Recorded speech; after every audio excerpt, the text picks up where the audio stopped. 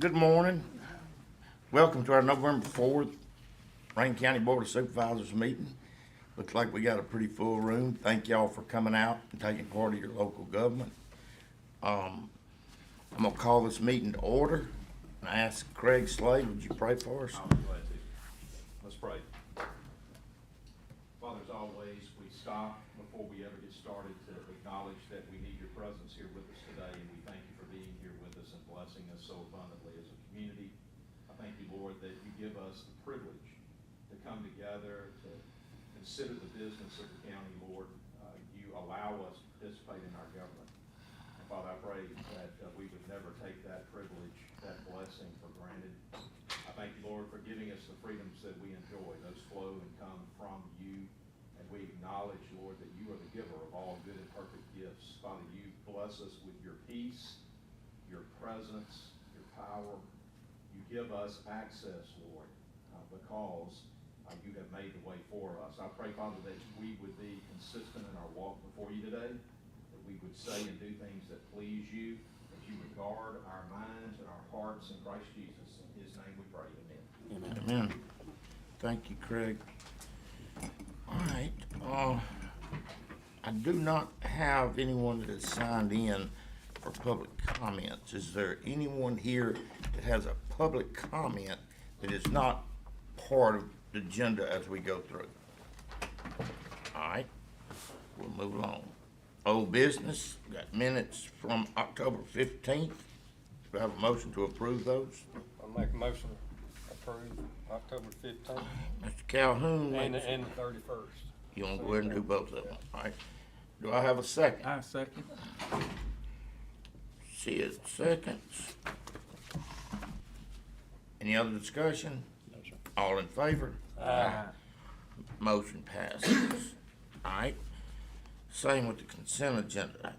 Have y'all had an opportunity to look over it? Yes, sir. Or are you in a position to approve it? Yeah. All right, I'm asking for a vote to approve. I make a motion.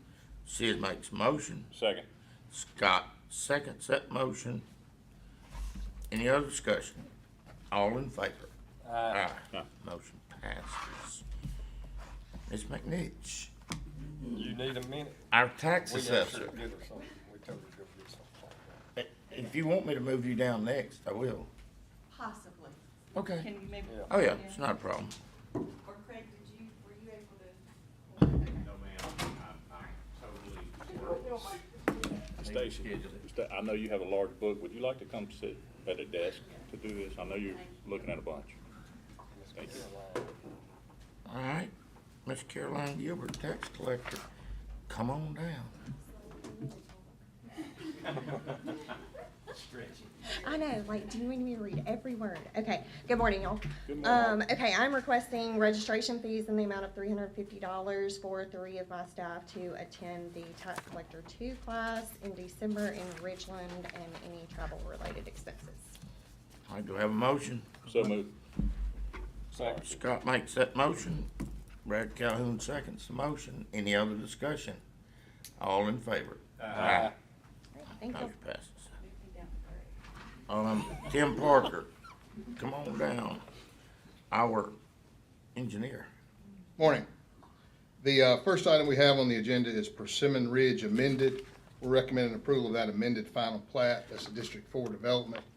It was a 3-acre, 3 lots on Mount Helm Road. The developer has decided to keep more of the property for himself, as we understand it. So they're amending it to just be 1 lot there. So we're recommending approval of that amended plat. All right, I'll make a motion to approve that. I'll second that motion. Brad seconds the motion. Any other discussion? Everything stays the same, right? Right. Yes, sir. Okay, all right. All in favor? Aye. Motion passes. Item B, Mr. President, is Cedar Lane subdivision. That's off of, across from Live Oaks. We're recommending approval of the final plat and a letter of credit in the amount of $225,735.35, and that's a District 3 development. I'll make a motion to approve. All right, Mr. Calhoun makes that motion. Second. Second. I think Scott got it. Scott second the motion. Any other discussion? All in favor? Aye. Motion passes. Thank you. Mr. Slate?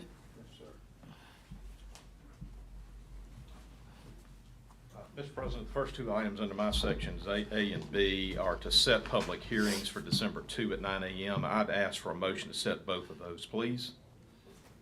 I'll make a motion to set A and B on December the 2nd. All right. Mr. Brad Calhoun makes that motion. Do I have a second? Second.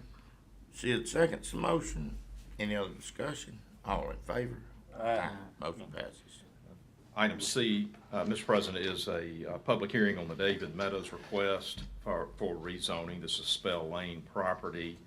We'll open that public hearing. Mr. Meadows is seeking to rezone 10 acres of a 28.24 acre parcel that is at 110 Spell Lane. This property fronts on Spell Lane. It runs parallel to Highway 49 South. The Meadows, a golf driving range is located on this property. Mr. Meadows is proposing to divide a 10-acre section of this parcel, larger parcel, at the rear of the property line and have it rezoned from its current zoning of C3 to RE1A. The 10 acres will be accessed from a road called Summerlin Road, so it's accessed from off of the Highway 49 frontage. It's on a road so it will not have to come off of 49. And sold for residential development. That will be its purpose. The adjoining properties are zoned RE1A, and so it would mesh with the zoning around. That public hearing is open. By the way, we've received no calls in opposition on this request. That public hearing is open. I'll ask if there is anyone here to speak in opposition to the David Meadows rezoning request on Spell Lane. Is there anyone here to speak in opposition on that matter? If you'll step forward, please. On that, not actually here to speak in opposition.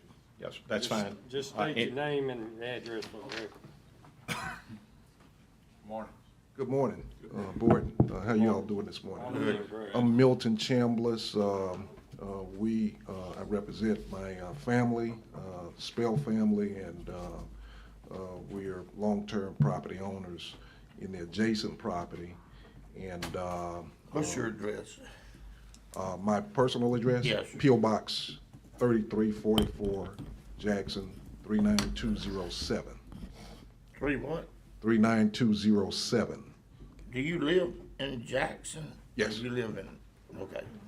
Yes, and but our property is adjacent. I understand.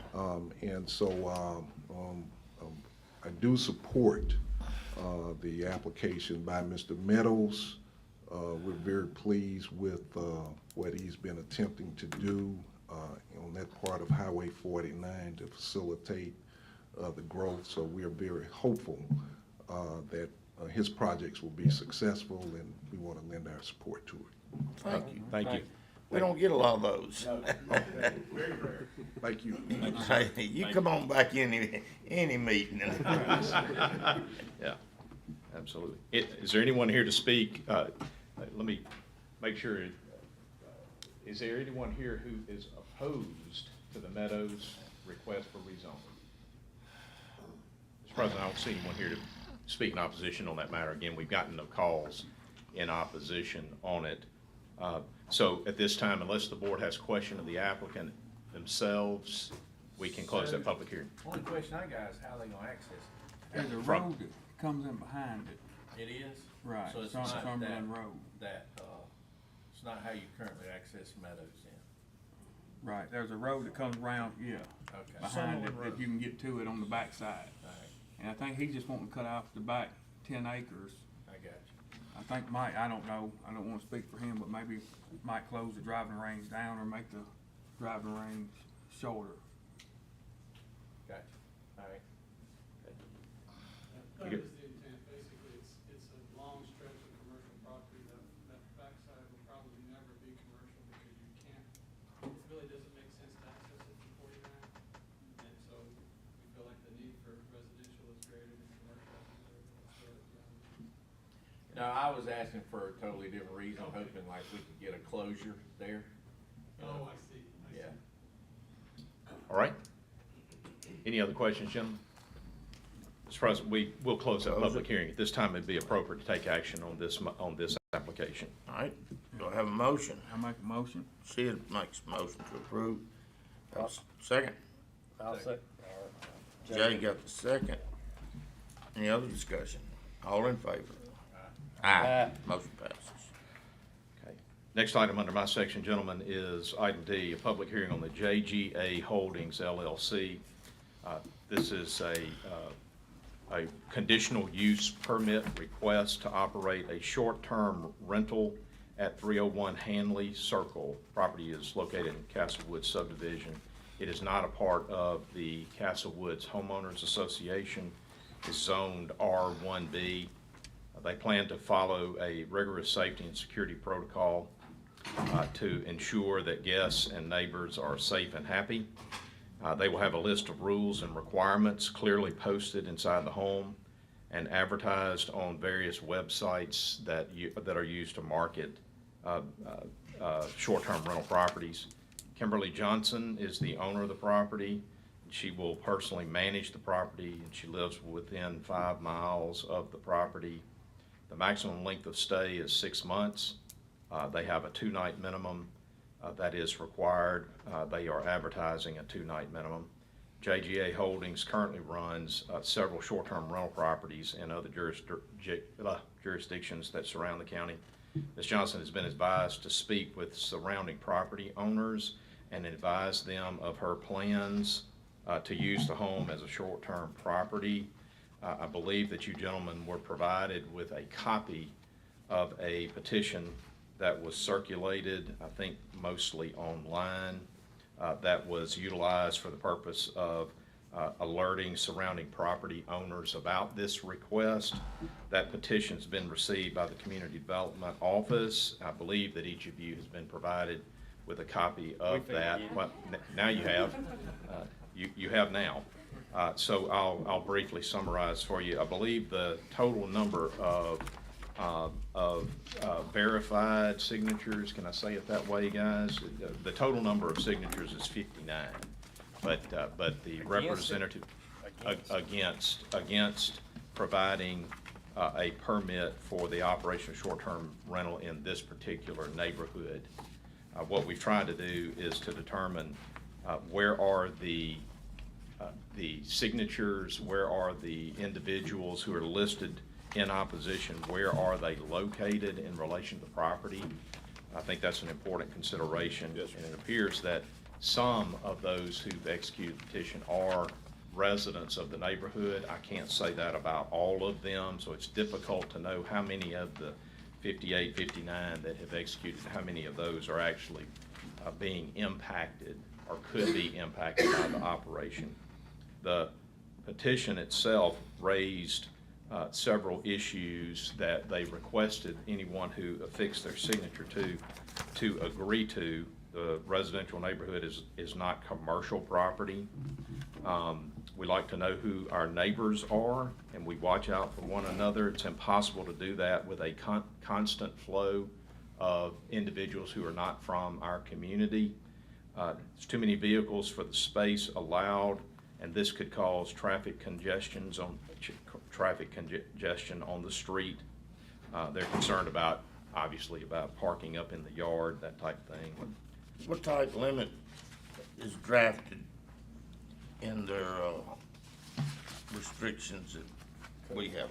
So we have restrictions in our zoning ordinance, Steve. So What Brian, do we you have got on those that? handy? Brian, please. Are they up there? Is it up here with me? I believe so. They should be the first page of the petition. Let's see here. Hold on just a second. I was looking to see. You got I see proposed it. conditions in here? I see it, on-site parking. Yeah. No. Here we on go. the street. I see it. Number of vehicles allowed is determined by the number of on-site parking spots. Mr. President, I can walk you through the proposed conditions that would be a part of it. I was trying to get a feel for, you know that you have opposition, a fairly significant amount of opposition to it. So before I go into a lengthy recitation of proposed conditions, I think it might be good to hear possibly from the applicant, allow the applicant to state their case before you and then make a decision. And if the board chooses to move forward with it, with issuing the permit, then we can go through all of the conditions that would be appended to that. If that seems reasonable, that's the way we can handle this. So let me do what we normally do first, if I may. Let me ask, is there anyone here in the boardroom with us today who is wanting to speak in opposition to this request? You'll step forward, please. I need you to give your name and your address, where you live, and Brian, try to keep your comments to 3 minutes or less. is there any other activity in this neighborhood that's doing this currently that you From know? them? No, from whoever. I mean, Anybody. is No, it more Airbnbs? We don't have any. They don't know. Record Yeah. yet, Any that we know record? of. Okay. Yep. And I've looked on. Give us your name and Yeah. address. Betsy Dugan, 304 Hanley Circle. I don't normally do this, and I didn't come prepared to speak, but I will say that that was a little bit not quite representing the opposition. We took a hand-signed petition around the immediate area, which is including about 4 streets that are in that area. There were approximately 100 signatures, maybe a few more, on that particular petition. We did turn that in earlier. I thought the board members would have a copy of that. Is that this one? Yes. Okay, we have a copy. Okay, so I just wanted to make sure that you knew. This has been being used that way for quite a while. So the things that we put in that petition have actually occurred. Now, I don't doubt at all that they, and I'm assuming you're the owner? I don't know. No? Somebody here in the owner, I don't know.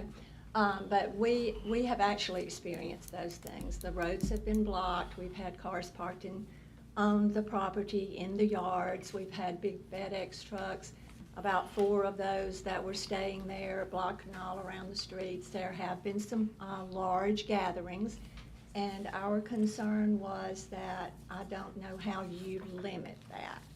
I understand there are rules that you can only have, I think it's maybe 8 people that are staying there. The problem isn't the people that are actually staying there. The problem is the people who come and gather there in a large group, maybe having a get-together, a party, and I understand that. And I understand that, people wanting to do that kind of thing, but it is our neighborhood.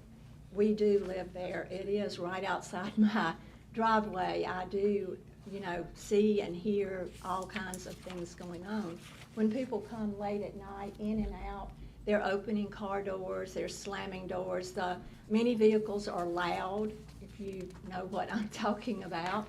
And when they come in late at night, it can be very annoying and very concerning to the residents. So, as I said, I didn't really come prepared to speak because we turned in the information that we felt was important and that we were concerned about.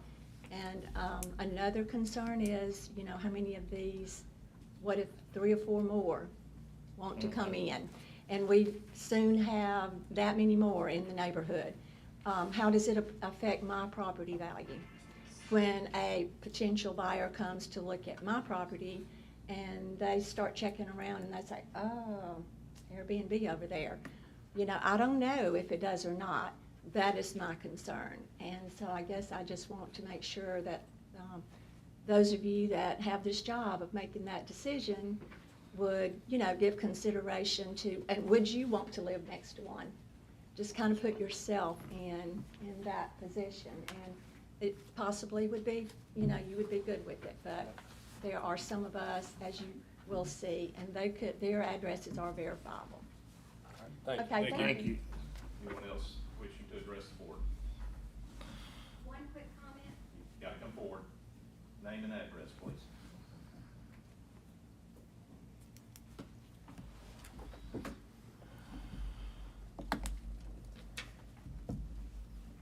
Polly Duggan, 518 Dixon Drive, in the same immediate area. Just a clarification on the petition that was online. We were made to understand that verification of signatures and addresses could be obtained by scanning that code on the back page. I'm not the computer savvy person, but my daughter set that up for us and obtained all those signatures, and she said that little code on the back page would verify those for you. And we walked around and did all the hand signatures that you can actually see. Thank you. This property has been a rental property for some time? Yeah, apparently, yes, sir. Yep. It may have existed as a rental unit before we adopted our updated zoning ordinance that requires a permit. So I don't know. I haven't looked at that. But you guys, how long have y'all been operating as a rental unit? Since 2021. Yeah, so it clearly predates our regulations, Steve.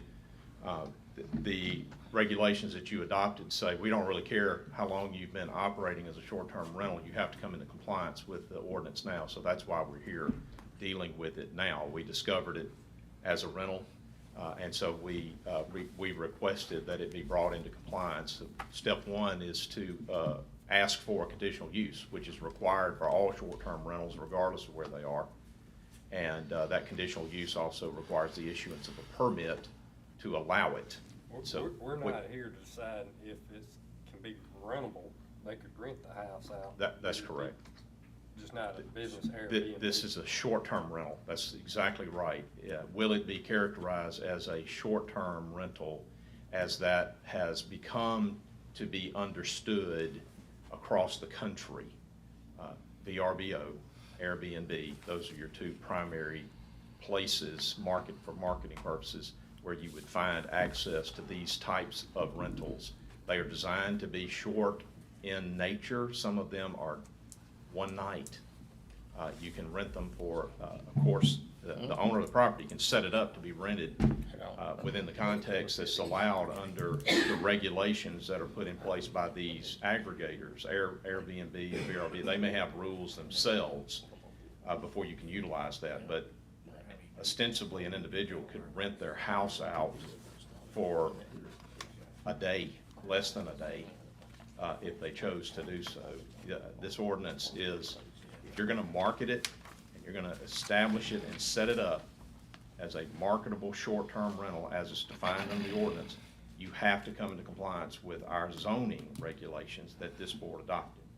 That requires the issuance of a permit, and it requires significant other conditions that flow from that permit. And so the question was raised, I don't know how you enforce that.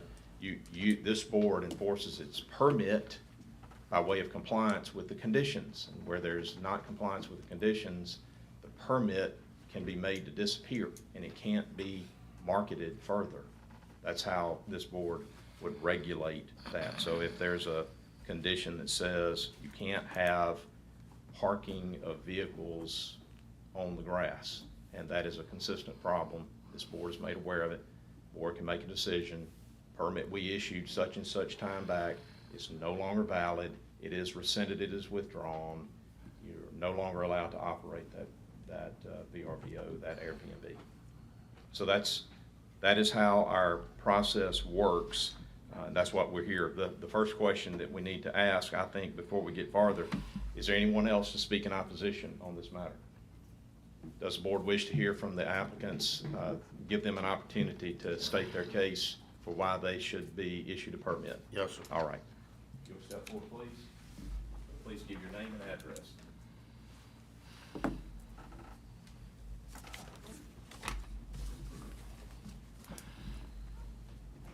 Good morning. Good morning. Good morning. Thank you for the opportunity to speak. On behalf, I'm Kimberly Johnson. Kevin Johnson. We live at 161 Dominion Parkway in Brandon, which is within 5 miles of the property that we currently are speaking of. We did, initially when we purchased this property, we had it as a long-term rental and had some issues with long-term rental. So we decided, because we had some other short-term rental properties, that it was much easier to manage and maintain a short-term rental and better keep the property. And so we turned this one into a short-term rental in 2021. I have spoken to all of the adjacent neighbors around the property. Mr. Manley Biggers, Ms. Coleman, and Mr. Coleman, and Ms. Patricia Yeomans. She lives directly behind us. They all said they had no problem with the property being Airbnb. We do have a check-in time that they have to be checked in by. That's stated on the rental property. I have not been aware of any issues. Oh, it also says no events and no parties. So if I was notified that there was an event or party, I would contact the police and have them removed immediately. And I live within 5 miles, so that's not a problem. And I have given my phone number to all of these directly surrounding neighbors so that they can call me if there is any issues. There is parking on the street throughout that neighborhood. We sold another property on Benwick Drive that we had issues with parking on the street constantly. So if there has been parking on the street, our home is not the only one. How many days a month do you rent it out? It varies. Actually, recently, we've had a high, excuse me, a high number of people needing furnished rentals for fires in their home, and they need somewhere to stay because they've lost everything, and they need a property to rent for several months. Trees that fell on their house, and they need it for several months. I was just curious how many different people come through in a month that, different, that's what I was. Yeah, it varies. I guess you could say. I mean, some weeks I just have, 1 or 2. And then in the busier times, I guess in, holiday seasons or whatever in a month, I would get, more visitors. But most of the time it's families coming for weddings, funerals, I do state it very clear before they even book the property that there's a maximum number of 8 guests, and that's just based on the number of beds that are there. And that there is to be no parties or events. So, and I also have stated no street parking is allowed, and that they have to park in the driveway itself, no parking on the grass. So, we are going to install the Ring cameras on the outside of the property, in the front and on the side of the property, so that I can maintain a visual at all times of the property, and if there's any issues, I would be able to go and address those immediately. I've got, and you've addressed most of it, 3. I had 4, and you explained you live at Dominion Lakes, which is within a few minutes. No parking on the street. Even if the rest of the community's doing it, you are putting really a big, It's on the main page before you are allowed to book. Right. It says you are no street parking at all. And I can even get a sign if the board would want me to do that and put that in the yard. If you want to put it on your property, just don't put it on the street. Put it on my property. I do want to note that the county does receive sales tax from every renter. No, the county don't get sales tax. Does get any sales tax? No, ma'am. I mean, if you want to bring it by here and drop it Yeah, off. well, we do pay property taxes, Yeah. which does go to the county. Well, they do sales tax. They do spend money in the county. Yeah, maximum 2 people plus bedrooms, you already addressed that. No parties, gatherings for events. I think that we have covered the items that the people that are opposed have brought before us. I think one of them was commercial vehicles, like a FedEx truck. I wouldn't have any kind of commercial parking. Yeah, I was not aware of that. Just wait, and you can come back up, okay? I know at my house, which see, I don't live right on a city street. There could be 3 different delivery trucks come to my house a day. I gotta get my wife to quit buying stuff. But I'm thinking that short term are probably not gonna have as many orders delivered to them as my wife has delivered to our house. You know, cause you're not gonna be there long. So that shouldn't be a bigger issue than just the average neighbor in the neighborhood.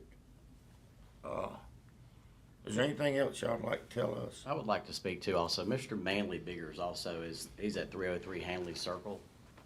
He's to the left of that property, and we spoke to him, and he's had no problems. He also did not sign the petition. Also, short-term rentals are we typically average about 3 days on average. As far as commercial vehicles, I mean, that's pretty rare. Yeah. Also, when we talked to Mr. Manley Biggers, the property to the left of him, I don't have that address, stated that he had to call the cops on a long-term rental about a dozen times. Not yours. Not mine, not ours. We have yet to have one call to the police, Rankin County. Not one. How many of these do y'all operate? So I have 7 total. I have a total of 17. How many are they all set up like this, short term? Yes. So you don't do long term at all on any of your locations? Due to just for the fact that we don't want to be dealing with cops coming to people's, to our homes. Have y'all made yourself aware of our ordinance, how it's? So the other properties that I have are in the Pearl River district, so that's. You go through them? Yeah, from what we made sure that there wasn't any other ones we needed to present. This is the only one that we had, and then I have some in Oxford and some in Starkville, so. Do any of them have, you said you put some security cameras on the outside. Is there anything, and I don't know, I may have to ask our sheriff or lawyer, is there anything that would prevent having a camera on the inside? Yeah, they have to be, I think VRBO and Airbnb have some really tight regulations, Steve, on what can be On the Yes, videoed. They do say that you have to check a box or to tell them that there would be interior or exterior cameras. They just have Either to know. or both. Yeah, they just have to know, before they rent the property, that there would be. You can imagine how difficult it might be for a political subdivision to suggest that you want the owners of the property to surveil the property for the purpose of compliance with government regulations. That gets problematic really fast. I think they're gonna be prohibited from doing anything significant in the way of video surveillance interior because of the regulations of these aggregators. VRBO and Airbnb they're very restrictive on what can be videoed and what sort of notice has to be provided Well, I in think advance. it's a plus that they have the video exterior. I would not support the interior. Yeah,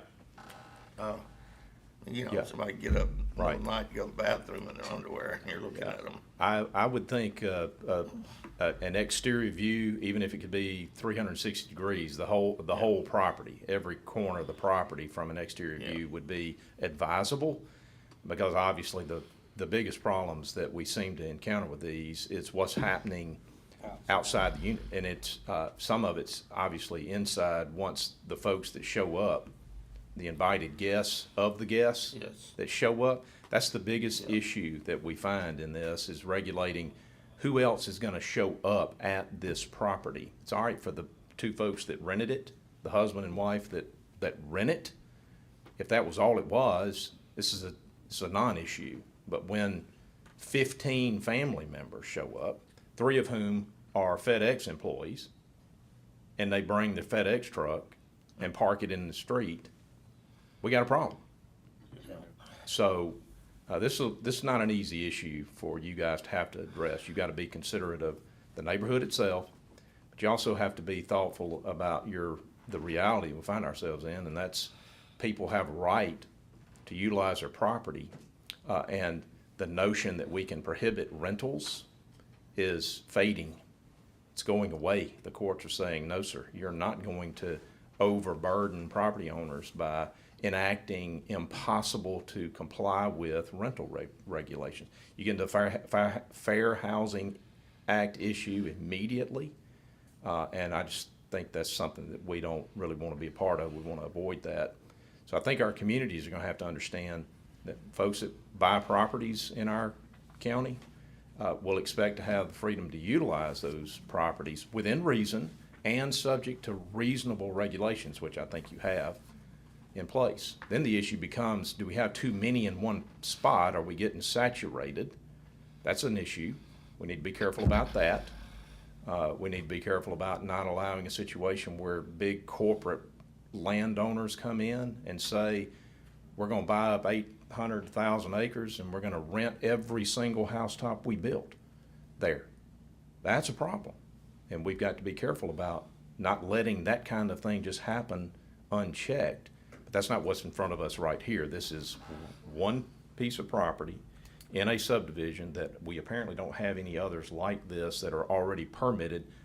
I'm not naive. I suspect that there's some of this going on. We just hadn't caught it yet. But we've done what we could to check it. So unless we're at a saturation point and unless you guys are just dead set against allowing a rental on this occasion, then we need to set reasonable regulations and ask our property owners around to help us police it.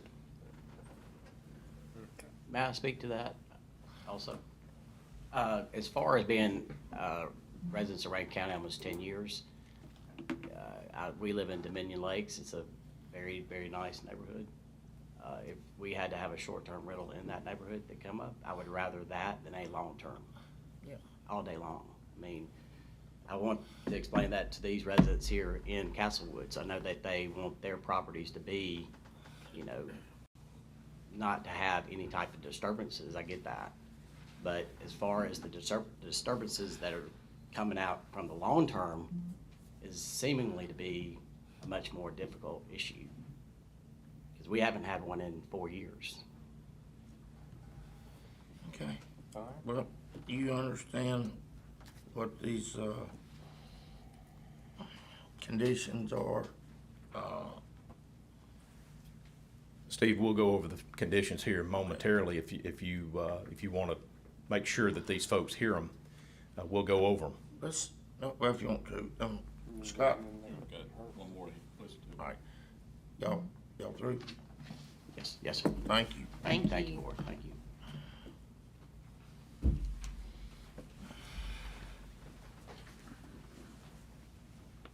I just wanted to make one clarification on what I said about the FedEx trucks. They're not FedEx trucks making deliveries into that residence. They were people who rented. That's why we were saying. Like, That they actually rented the use of that home, and then they came at night and parked about 4 or 5, trucks. Yep. And they were on the street, which is, just a narrow, regular neighborhood street. I suspected that's what was going on. Yeah. These are FedEx employees that were visiting somebody renting the house.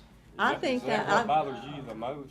What bothers us the most is that type of thing, because those trucks are large. That house is on a corner. When those trucks park up the one street this way, and so it's like this, and they have both sides of that house surrounded.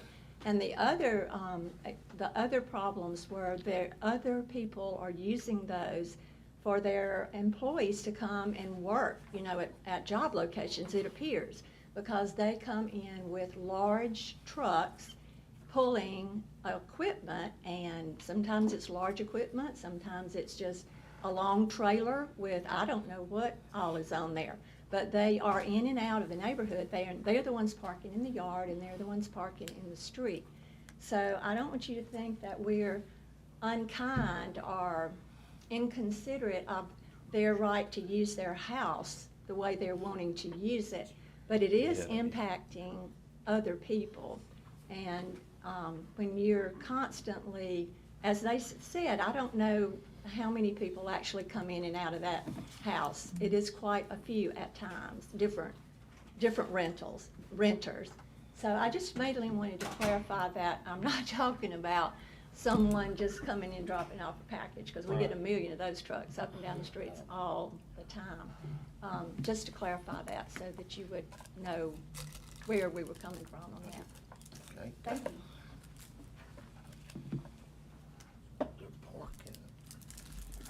They should have designated spots In the driveway. in the driveway that they can park. No in the grass, no on the street. And if they Greg, can't would you go over comply with the- that, Yep, if y'all are ready, we'll go over conditions that we would normally see. I've got one I'm gonna add based on the prior comment. Yes, sir. Here we go. No parking on the public street. We've covered that. Solid waste containers may not be left out at the public street overnight. Occupancy rules must be posted in a prominent location inside the subject property. The owner must retain a record of the occupants with name, address, phone number, and age. And those records have to be retained for 5 years. No additional guests other than what is strictly stated in our conditions in our ordinance about occupancy limits. No additional guests above the occupancy limits are authorized or allowed.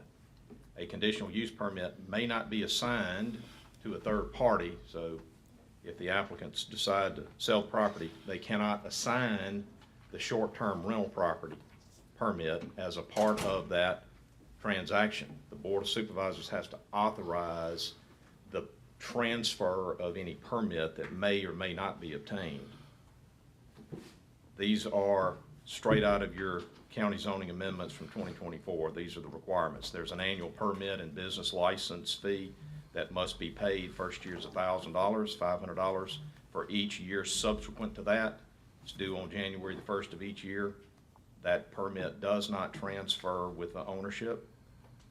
In platted subdivisions, a short-term rental setup cannot exceed 10% of the total lots, and they cannot be located within 500 feet, which is measured property line to property line, of any other short-term rental. The annual life safety and building code inspection has to be conducted before the issuance of the initial permit, and then we need another one each year with the renewal permit. So there's a life safety and a building code inspection that has to take place. The local property owner, the designated agent, has to be able to respond to any complaints within 60 minutes of notification. Any on-site parking must be provided for the occupancy load. On-street parking is simply not permitted. The number of vehicles allowed is determined by the number of on-site parking spaces that the property allows for. All garbage has to be properly disposed of, and collection devices cannot be stored within the county right-of-way. There's a detailed floor plan that has to be provided along with the application that lets us know what the maximum occupancy load is. Our capacity is 2 people per room, plus 2 additional people. No other guests are permitted. The local rules and conditions have to be posted within the rental unit. The records of renters, we've already gone over that. No parties, gatherings, or events. And then there's a fine regimen, gentlemen. The first offense is $250, second offense is $500. Third or more offense is $1,000. Of course, the permit's gonna be revoked on the third offense. Okay? I'm gonna add one based on what we heard. I'd like to see us say about this particular property that there is no commercial activity of any kind that will be allowed. So there's no commercial activity. You can't run a business out of this location, even if it's short term. And that means no equipment trailers of any kind need to be at this property. None. don't bring tree cutting equipment, yard cutting equipment, whatever. It needs to be a passenger vehicle parked there. So those would be the conditions that go with that. Unless the board has additional questions or needs to hear additional information, we should close the public hearing, and this time it would be appropriate to take action.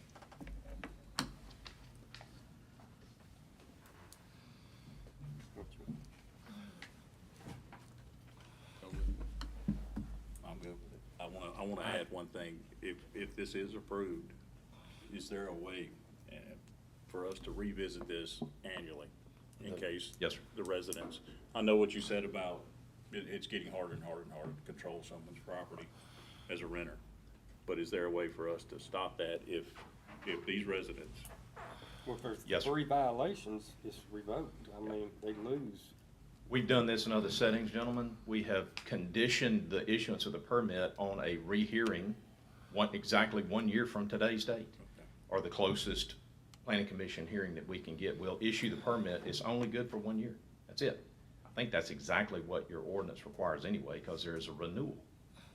But we can state very clearly that we're gonna look at this for 1 year, and it's good for 1 year, and it goes away unless there is an affirmative renewal by this board. And that would be subject to how things are operated within that 1 year, whether there's been good compliance.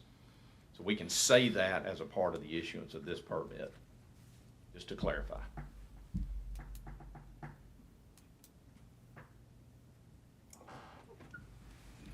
All right. We ready to close? Yes, sir. Let's officially close that public hearing. This time it'd be appropriate to take action. I'll make a motion to approve. Do I have a second? Brad makes a motion to approve. Second. Jay seconds the motion to approve. Any other discussion? I would just like to put a lot of emphasis on what has been said today and what's in these conditions. I don't think that the county, the neighborhoods want to see their communities becoming rental property. The way this is set up, it seems like it governs it, has teeth, so that when or if this becomes popular, which only 10% of the neighborhood can be this way, we can at least enforce these rules and regulations. That's right. All right. Steve, I think it needs to be said too. I want to say this in front of everybody. When we talk about fines being enforced, guess who that's against? It's against the property owner. Yeah. We're not going to chase down the 3 guys bringing the FedEx trucks and parking on the street. The owner gets to pay the fine. So that should help all of us to understand whose ox could get gored if there's not good compliance. It's the owner of the property. They bear the risk. They bear the risk of effectively renting it out and not enforcing the rules. Now, that needs to be clearly stated. You're gonna do this, you gotta take the responsibility that flows from that. So if the neighbors are unhappy with how it's being enforced, we need to know about it. We need to hear about it at community development, and we need to be able to investigate that and deal with the property owner about making sure that whatever's happening stops immediately. If it can't stop immediately, there is no permit, and the rental activity stops. All right. I hope the owners don't feel like that we are singling them out or doing anything. No. Once we start down this street, this hill, it can become very slippery. And I think we should have a good foundation in the beginning that we can enforce. And I don't want them to feel like that we're being ugly to them. No. But they are pretty much the foundation of how this, they're not the first one, but they're one of the first. That's right. I think we've only had a handful of these that have actually come forward for permits so far. So this is a new day for us. These regulations are not much more than a year old. So it's a new day for us too. We're all trying to learn how to deal with this situation, which got visited upon us. Okay? Very good. Thank you, Steve. All right, all in favor? Motion passes. Mr. President, item E is a public hearing on the Ronald Scott Fortune conditional use permit. Ronald Scott Fortune, I'm going to open that public hearing. Ronald Scott Fortune is seeking a conditional use permit to replace an existing 1996 manufactured home with a 2024 16 by 60 manufactured home. This will be at 1001 Fortune Drive. It's an 8-acre parcel zoned RE1. Ms. Fortune currently resides on the property to care for his 77-year-old mother. She has medical issues. She has a hard time walking. RE1 zone allows for a manufactured home, but only in the event of a hardship situation. And so in this particular case, he's caring for his aging mother who has difficulty walking. Mobile home will go into the same location that the existing home is located in, and will replace that older home. It'll be removed at the time the new one is placed.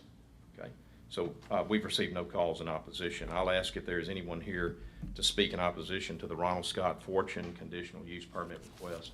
Anyone here to speak on that matter? Okay. Mr. President, I don't see anyone here to speak in opposition on that matter. In the past, gentlemen, what we've done is we've notated on our conditional use permit here that upon the termination or the cessation of the hardship situation, the mobile home has to leave the property, and a stick-built house will have to be built there if there's going to be a dwelling on that property. A stick-built house will have to be built there. That's a standard condition we use in hardship situations because we don't permit mobile homes in RE1 unless there is a hardship. So I don't know what the board's pleasure is with respect to that condition in this case, but that would be a standard condition that we would include. I'd like to include it, and I'll make a motion. Well, you gotta close the public hearing. Yes, sir. Is there anyone here to speak in opposition? I don't see anyone here to speak in opposition, gentlemen, so we'll close that public hearing. All right, I'll make a motion that we approve it. Second. I made the motion, Scott seconded the motion. Any other discussion? All in favor? Aye. Motion approved. Gentlemen, I've got one matter of additional business to share with you at that time, and also I'm going to have a need for I hope to be a very quick executive session. Stacy McNich, tax collector. Or assessor, Yeah, okay.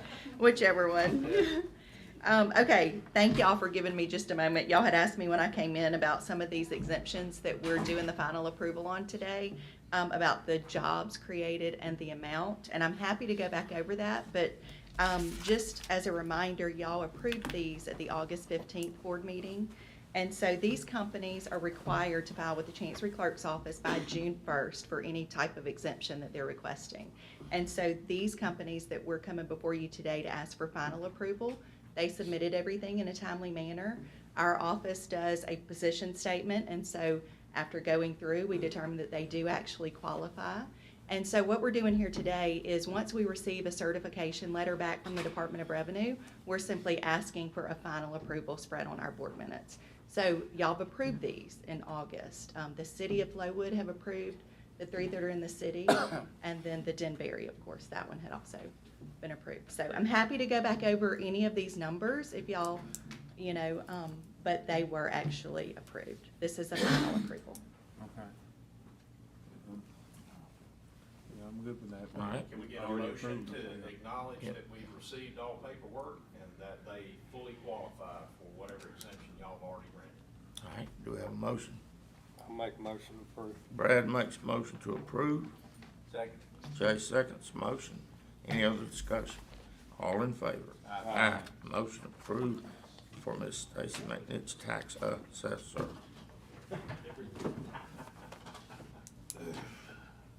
All right, come on down. Are you well? No, sir. I'm well enough. Are you contagious? I hope not. What's wrong? They hope not. Good morning. Morning. Did you enjoy your vacation? No, sir. I had to come back.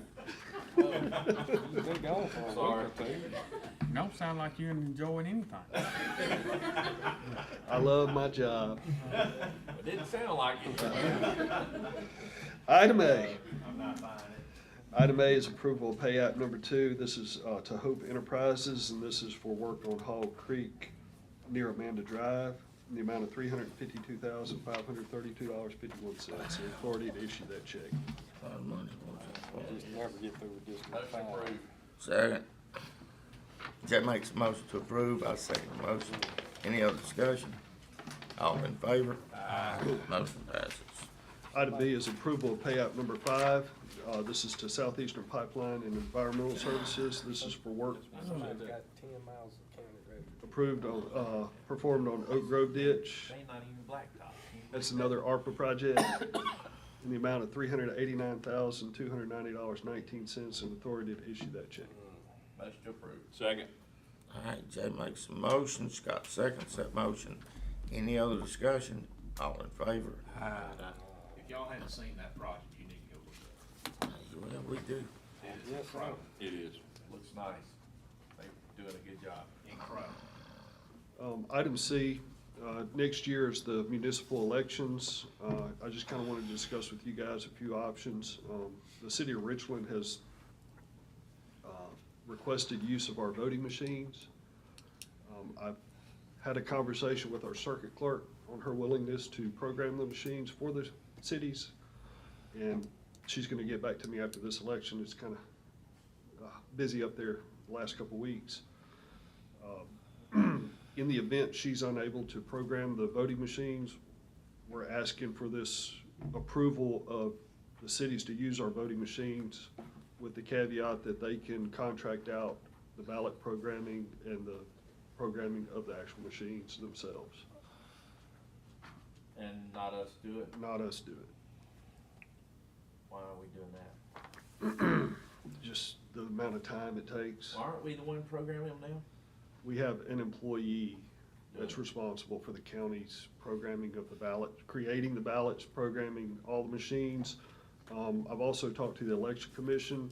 There's some concerns on, our machines are due for an upgrade and whether or not the machines will be available. I just found this out Friday, so I apologize I probably would have taken this off until I got further information. So we're not even certain whether our machines are gonna be available in June until we get with Hart to see about the turnaround on getting them upgraded and sent back to us. Well, provided if we do have them on hand available, could we not set it up where that employee can make some side money? We can do that. And the county would provide the machines at no cost, and then he can contract, just like the circuit clerk would do, they can contract with the cities themselves. Yeah. We can do that, or they can go to Hart and have Hart program them, either way. Yeah. All right. So if you're okay with, if available, authorizing the city of Richland to use our voting machines. So, all right, so we just need to know, though, how the tabulation is gonna be done, where it's gonna be done. Because all that goes to our server, and our server we keep secured. It's not online to anything, and only our staff have access to it, so. That's something we'll need to work out. But, You want to handle it right now? well, I mean, I'm not real sure You wanna just how table, they've done it in the past. you wanna just table this till I get some more information on whether the machines are even available? Why don't we do that? Okay, let's do that. Any other additional business? Yes, sir. One item for sure from me. And Go ahead. I've got a couple of things real quick. In the past, we've authorized Brett to go to Florida to, look at the fire trucks inspection. Well, we're asking you to adjust the dates for him to travel to November 4th and November 6th, to clear those fire trucks to come back. With the hurricane and weather events, he's been put off, but he's able to go today if the board's willing to authorize that. I'll make a motion to add this to the agenda. Second. Well, he must be gassed up outside waiting to go. Yes, sir. All have a motion to approve Brett to travel to Florida for the inspection of fire trucks. We made a motion to add this to the agenda. Oh, we gotta add it yet. Add it. And Scott seconded. All right, you made a motion, Scott seconded, to add it, and now it's added. Do I have a motion to approve? We need a vote. All in favor? Motion approved. I guess it approved. I'll make a motion now to approve. Second. All right. Wait, now, let me get on the record. Brad made the motion, Scott seconded the motion. Any other discussion? Now, all in favor? Aye. Passes. The last item I have, gentlemen, is this morning we received information from DFA. This relates to Senate Bill 2468, monies authorized by the state to be received by Rankin County. So we're asking for authority for the board president to sign 3 MOUs requesting funding under Senate Bill 2468. That's $1.5 million for the I-20 connector loop, $1.5 million for the East Metro corridor, and $5 million for road maintenance repairs. 3 separate MOUs. We need authority to execute those MOUs. Motion to approve. Add. Motion to approve adding. Jay makes a motion to add DFA Senate Bill 2468 MOUs times 3. I second on the ad. Brad seconds that. Any other discussion? All in favor? Aye. Motion passes to add it now then. Motion to approve. Jay makes a motion to approve the addition. Do I have a second? Mr. Calhoun seconds it. Any other discussion? All in favor? Aye. Passes. Now then. Sorry you had to come back early. Mr. President, if I may request one additional item of business, and so this would be a motion to add the Pierce Construction Conditional Use Permit, Star Road, District 1 property. I would like to add an additional 21-acre mining permit request. I make a motion to add. Second. Okay.